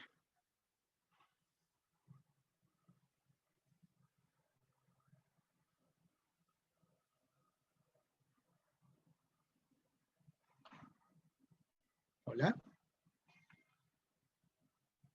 Las A ver, reacciones. Profe, la lo siento, mi reacción. internet está un poco mal. Ya, está bien, no te preocupes. Mejor vamos avanzando. Por aquí también tengo algunas intervenciones. Me dice Luis Ángel, AB es una biela. En realidad AC en conjunto es una biela. Lo que pasa es que la barra ABC cambia de sección, ¿no? En la parte central se convierte en dos, en el doble de área. Después hablamos de calcular las reacciones en D. Me dice Abelino, DCL de todo para allá las reacciones, tomando momentos en D, como que anulamos las reacciones en D, ¿verdad? En fin, estrategias de equilibrio, estrategias de estática que ustedes tienen que de manera intuitiva ya reconocer. Ya antes de calcular problemas de resist, tienen que primero usar a estática como herramienta. Entonces ahí está justamente el DCL de todo, miren. ¿Sí? Vamos a empezar con el free body, o sea, el diagrama cuerpo libre, el cuerpo libre del colgador completo, ¿ya? Entire hanger. Como el elemento ABC, como dice aquí, es una biela, se dice un miembro de dos fuerzas, ¿no? Sabemos que la reacción aquí es una reacción vertical. ¿Por qué? Porque hay una biela conectada al punto A. Desde que hay articulación en A y articulación en C. Entonces, al ser esto una fuerza axial, sé que la reacción aquí tiene que tener la dirección de la barra, ¿no? Es una fuerza AC. La reacción en D, sin embargo, no, porque esto ya no es una biela, miren. Inclusive es un elemento curvo, ¿no? Tiene una articulación acá, luego cambia de configuración y tiene, pues, dos articulaciones, un elemento continuo. Entonces ya esto ya no es una biela. Entonces el punto D sí tiene dos componentes. Solo, lo único que sé es que es un apoyo fijo.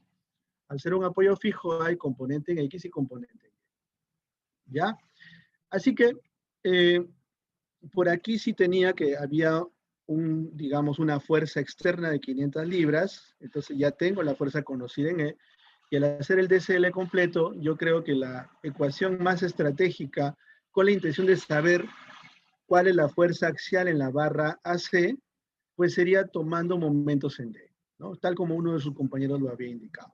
Porque, ojo, todo lo que piden está asociado a la barra AC, ¿ya? Entonces, ¿para qué voy a resolver todo el equilibrio? Directamente voy a calcular la fuerza en AC.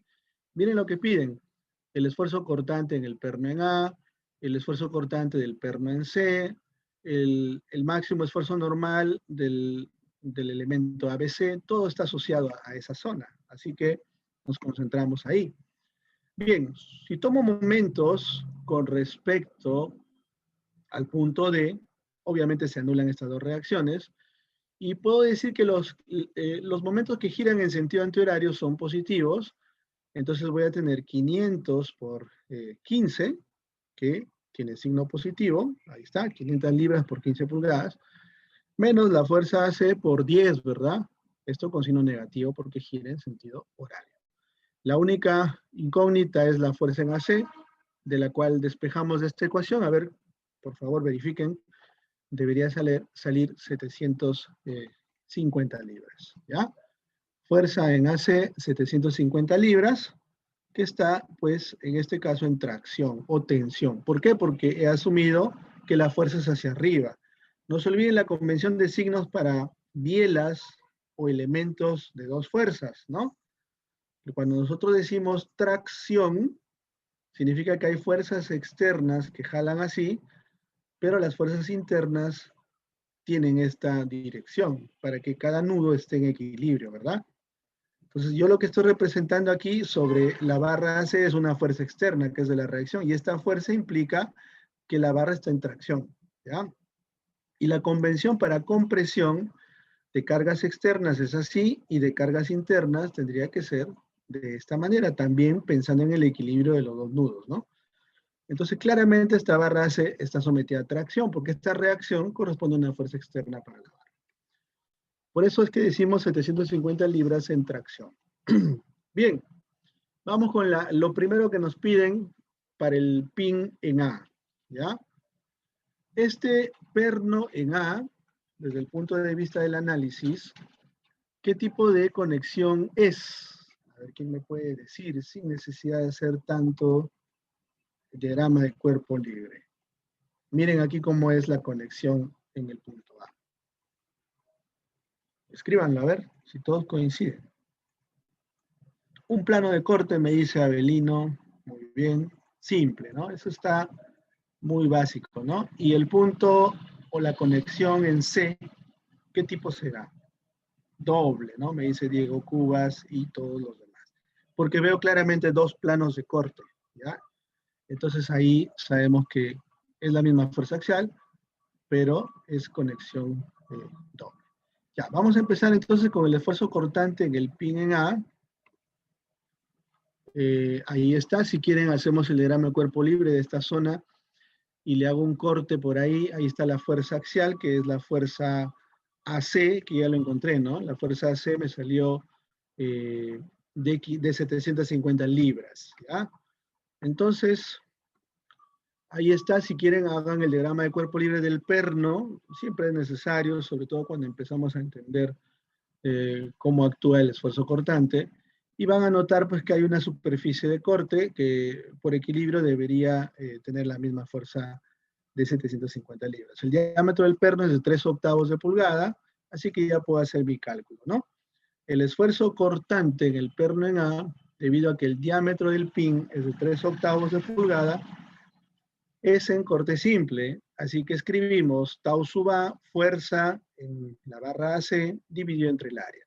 750 libras entre 1/4 de pi, 3/8 de pulgada viene a ser 0,375 pulgadas elevado al cuadrado.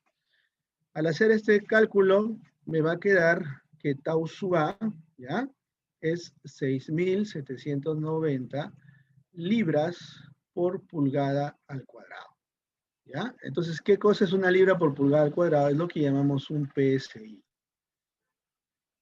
PSI, ¿ya?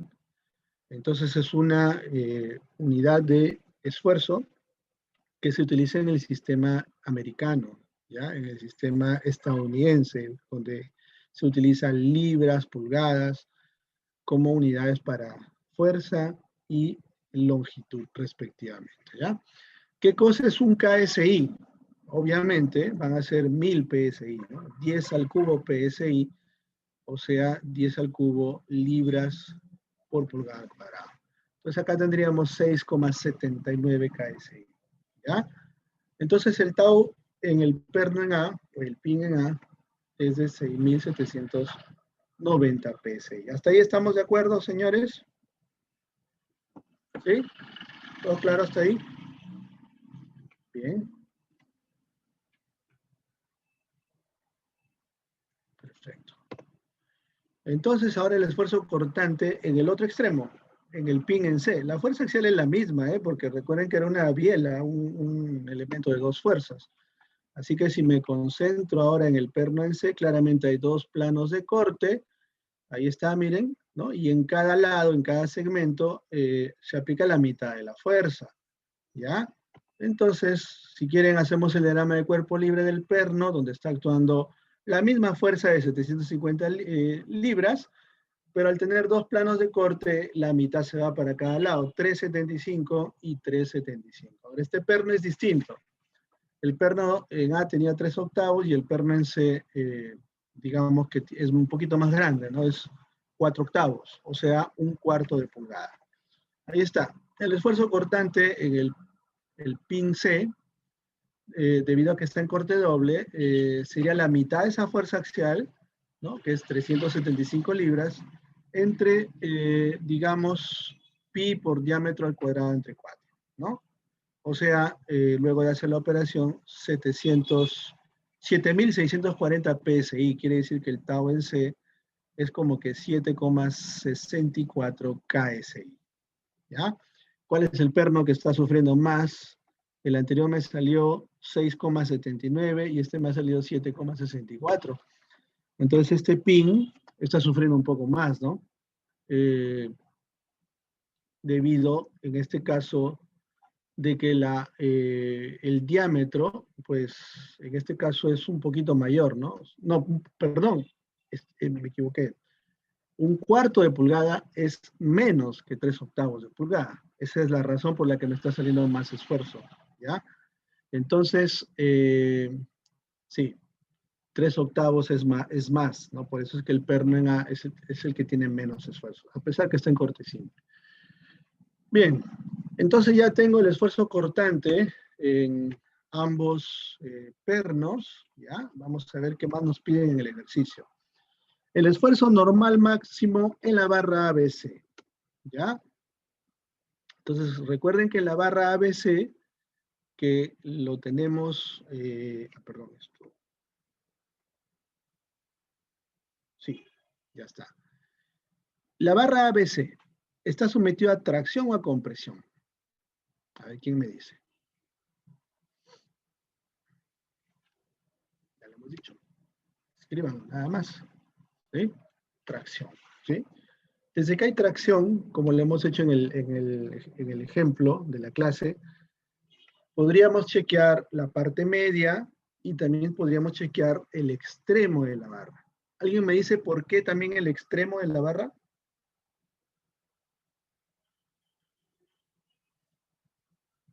Cuando una barra está en tracción, ¿por qué debo chequear el extremo?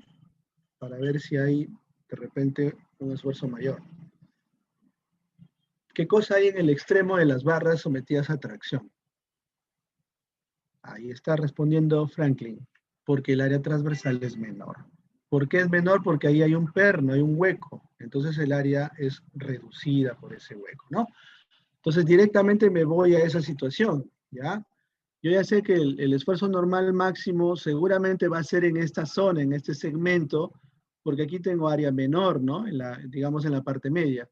Pero arriba todavía tengo menos área porque hay un hueco que lo está atravesando. Entonces aquí está justamente dibujado el hueco, que es 3/8 de diámetro, y la fuerza axial ya la habíamos calculado, ¿no? En este caso era de 750 libras, y esta fuerza en esta zona de área reducida se distribuye en esta sección rectangular, o en dos segmentos rectangulares, ¿no? Puede ser que considere todo el rectángulo restándole el hueco del perno, o simplemente dos rectángulos, da lo mismo, o decir que en cada uno de estos rectángulos actúa la mitad de esta fuerza, ¿no? Que es 375 libras.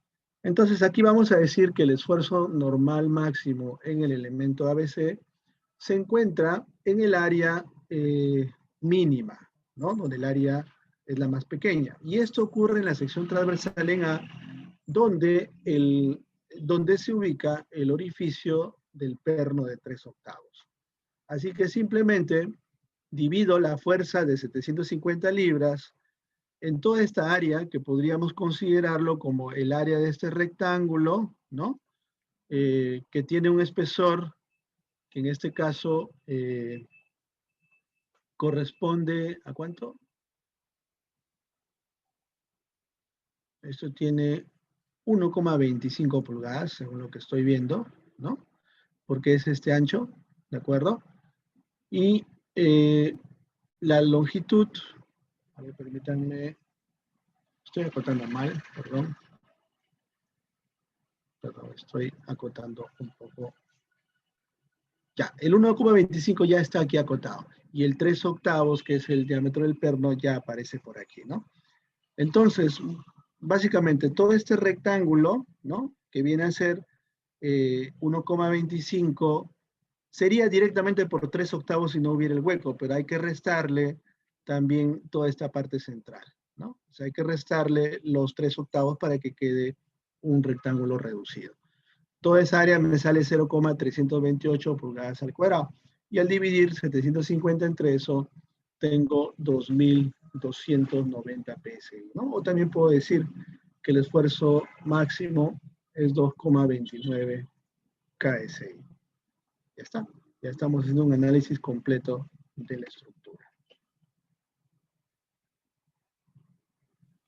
Profe, el área mínima no podría estar en C porque ahí hay conexión doble, ¿no? Podría estar en C, pero tengo un área mayor. O sea, si te fijas en la barra ABC, por ejemplo, de A hacia B es una sección rectangular que es de 1,25 por 3 octavos, ¿no? 1,25 por 3 octavos. Pero si te fijas en el área de B hacia C, tienes dos igualitos. Se duplicó el área, ¿no? Porque esto se abrió en dos brazos y ya a pesar de hacer la reducción, igual tienes un área mayor. Entonces no va a Claro, ser una claro. situación crítica. Bien, entonces vamos a calcular el esfuerzo cortante promedio finalmente en la zona donde estamos pegando al elemento con una resina epóxica, ¿no? El esfuerzo cortante promedio en toda esa zona pegada, que viene a ser esta zona en el punto B, ¿no? La que estoy aquí señalando en verde. Bien, entonces esto es muy fácil porque si yo ya sé que la fuerza axial es la misma para cualquier sección transversal, voy a analizar la parte de arriba, sé que la fuerza vale 750 libras, y entonces hacia ambos lados hay pegamento de este segmento AB, y por lo tanto hay una fuerza F1 a la derecha y una fuerza F2 hacia la izquierda. Por equilibrio deberían ser esas dos fuerzas iguales, ¿verdad? Entonces tendríamos que básicamente en toda esta zona pegada aparece un esfuerzo cortante, ¿no? O sea que esta fuerza cortante se distribuye de manera uniforme en toda esa zona, y aquí la estoy pintando de color verde, ¿ya? ¿Cuánto es ese ancho? Vamos a acercarnos aquí. Es básicamente 1,25 pulgadas y la zona vertical que se está pegando es también de 1,75. Entonces el área, digamos, de pegamento es 1,25 por 1,75. Ahí está. Toda esa es la superficie que genera el área de corte. Así que vamos a decir finalmente que el área promedio de corte en la zona B, ¿no? En el punto B, donde notamos, aquí dice, ¿no? Notamos que existe un vínculo en ambos lados de la parte superior con el elemento, y que la fuerza cortante en cada lado tendría que ser la mitad, ¿no? O sea, aquí F1 igual a F2 y vendría a ser 375 libras, la mitad de 750. Así que el esfuerzo cortante promedio en cada superficie sería esa fuerza dividida entre el área. 375 entre el área, que viene a ser 1,25 por 1,75, resulta en 171,4 PSI. ¿Ya? Seguimos con las unidades americanas. Libras por pulgada al cuadrado. Y finalmente, me faltaba todavía un cálculo más, el punto D, donde nos decían calcule el esfuerzo de aplastamiento en las barras en el punto C, ¿ya? Entonces aquí en el punto C, veamos qué es lo que sucede. Podemos sacar cualquiera de las dos, porque resulta que hay dos barras, ¿no? De B hacia C, recuerden que la biela se convirtió en dos barras paralelas. Entonces, como para todo es una fuerza en AC, para cada una será la mitad de ese valor. Y entonces, ¿cómo era el aplastamiento? Miren, aquí estoy haciendo un bosquejo, ¿no? Si esta fuerza jala hacia arriba, esta es la zona del perno que está apretando sobre el elemento.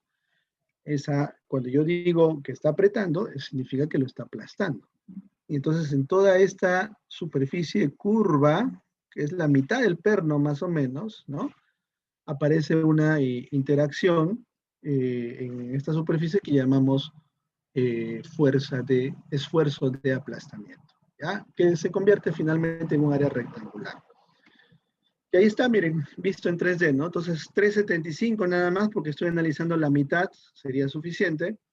375 dividido entre esta proyección rectangular, ¿no? Esta proyección rectangular es de 1/4 de pulgada, que corresponde al espesor de este elemento, multiplicado por 1/4 de pulgada, que es el diámetro del perno, o el diámetro del orificio.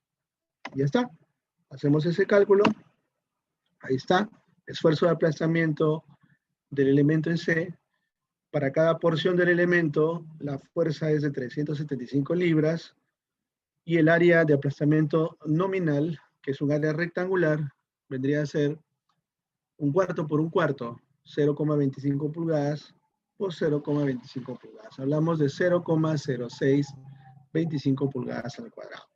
Entonces divide esa fuerza que es de aplastamiento entre el área de aplastamiento, ¿no?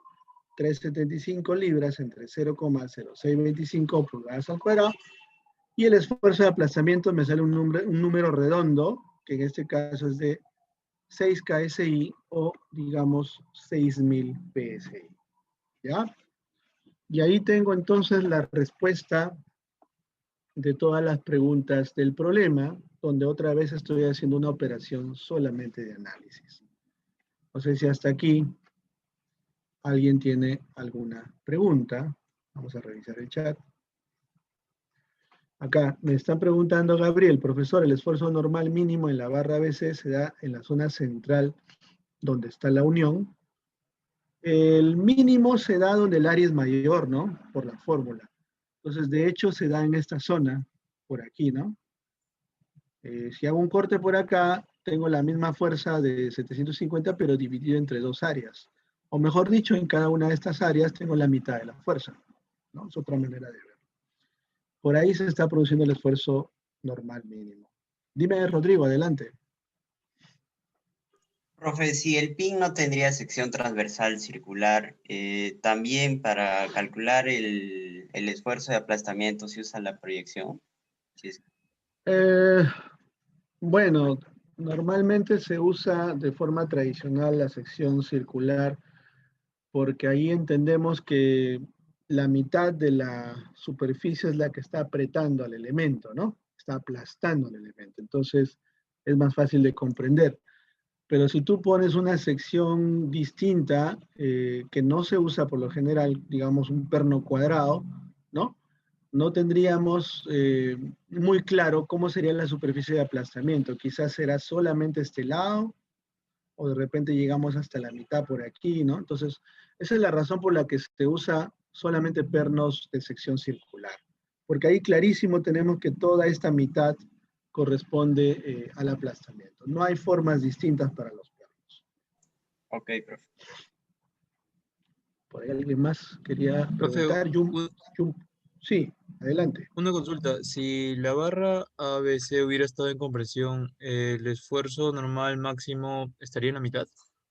Estaría en la parte mitad central de la barra AB. Porque ahí tenemos solo un área, digamos, una única área, ¿no? En la parte BC tendríamos el doble, entonces el esfuerzo es menor. O sea, cada que sea compresión siempre va a ser en la mitad, ¿verdad? Exacto. Sí, ya Ok, no entonces, examinamos los extremos. Adelante, entiendo. Jumpo Rodríguez. Profesor, en la anterior estábamos hablando sobre los esfuerzos cortantes. No sé si lo pueden revisar, por favor. Claro. Ahí Ya. está. O sea, yo entiendo que la respuesta sale por era una conexión doble, entonces sale 171, pero nosotros analizamos con respecto a F1 y también tendría que especificar que por F2 también hay un esfuerzo cortante, ¿o no? Bueno, hacemos un solo lado porque asumimos que el otro lado tiene lo mismo, ¿no? O sea, es 375 libras entre la misma área, por simetría, digamos, ¿no? Las dos fuerzas tienen que ser iguales. Claro, y para especificarlo, o sea, tengo que mencionar que es por ambos o solamente con decir que el esfuerzo cortante promedio en B es la mitad nada más por F1, ¿no? Claro, es suficiente. Es suficiente porque aquí se entiende que hay simetría y los dos lados son iguales. Gracias. Muy bien. Entonces, jóvenes, yo creo que con esto podemos terminar. Solamente quiero resumir este ejercicio para recordarles cómo es el esquema de solución de todos los ejercicios en RESIS, ¿no? Recordándoles que nosotros tenemos una rúbrica donde corregimos de acuerdo a 4 criterios, ¿no? A esto le hemos llamado el criterio PERL para la calificación. Procedimiento, que equivale a un 40% del puntaje de la pregunta, donde ustedes ponen, por ejemplo, primero calculo el esfuerzo cortante, o primero hago el equilibrio, ¿no? Eso básicamente indica que conocen el procedimiento. Luego calculo cada una de estas cosas, es decir, que haya un orden establecido, indica que están haciendo un procedimiento. Explicación, ¿no? Explicación donde ustedes escriben oraciones completas describiendo lo que están haciendo, ¿no? Por ejemplo, acá, todo lo que se ha escrito acá, ¿no? que significa hacer una ecuación de equilibrio y debido a que hay una biela explicando por qué se llama biela, es parte de la explicación, ¿no? Todo esto es explicación. Entonces noten que en cada uno de estos subtítulos hay una explicación. ¿Ya? Esas oraciones completas se tienen que incluir. El tercer criterio es lo que llamamos la respuesta y que pesa un 20%. Y las respuestas deben estar bien calculadas, además con sus unidades. ¿Ya? Si no ponen unidades, eso no se asume como una respuesta correcta. Y finalmente la limpieza y el orden, que tienen un 10% de peso y que normalmente es automático si es que han hecho de manera pulcra sus diagramas de cuerpo libre. Además, recordando que todo el diagrama de cuerpo libre debe involucrar todas las fuerzas conocidas y desconocidas, sus dimensiones y la nomenclatura de los puntos, de los elementos, ¿no? Para que el diagrama sea lo suficientemente claro. ¿Ya, señores? Bien, creo que hasta aquí llegamos en nuestra clase de hoy, ¿ya? Y mañana vamos a continuar porque mañana tenemos una recuperación, ¿correcto? De 2 a 4. Así que allí vamos a seguir tratando esta teoría y también otra teoría adicional que tiene que ver con los esfuerzos en un punto. ¿Ya, señores? Bien, nos vamos a quedar aquí. Sí, Abelino, se unen con el mismo link y en todo caso, mañana podemos aprovechar unos minutos para hacer asesoría, como me pregunta Gabriel. ¿Ya? Muy bien. Los veo mañana, entonces, jóvenes, cuídense mucho y gracias por su atención. Hasta luego.